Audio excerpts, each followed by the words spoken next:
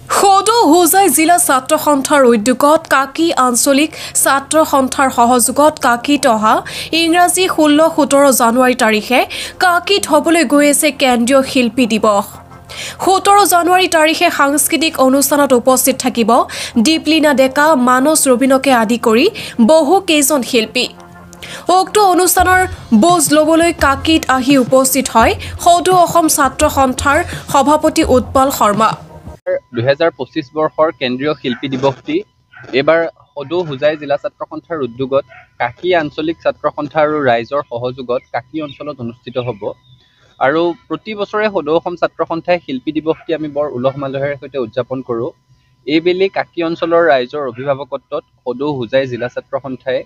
খুব সুন্দৰকৈ অনুষ্ঠানটোৰ আয়োজন কৰি আছে আজি আমি শিল্পী দিৱসৰ আয়োজনৰ প্ৰস্তুতিৰ বুজ ল'বৰ কাৰণে আহি ইয়াত উপস্থিত হৈছোহি আৰু ইয়াত আহি যি ধৰণেৰে আমি ইয়াত ৰাইজৰ সহযোগ দেখিছোঁ ৰাইজৰ সমাগম দেখিছোঁ এটা কথা আমাৰ প্ৰত্যয় জন্মিছে যে কাকিবাসীৰ ৰাইজে বুকুৰ উমেৰে সৈতে সদৌ অসম ছাত্ৰ সন্থাৰ এই অনুষ্ঠানটি জীপাল কৰিব আৰু সদৌ অসম ছাত্ৰ সন্থাৰ ইতিহাসৰ এটি অন্যতম সফল আৰু সৰ্বাংগ সুন্দৰ শিল্পী দিৱসৰ অনুষ্ঠান কাকিত অনুষ্ঠিত হ'ব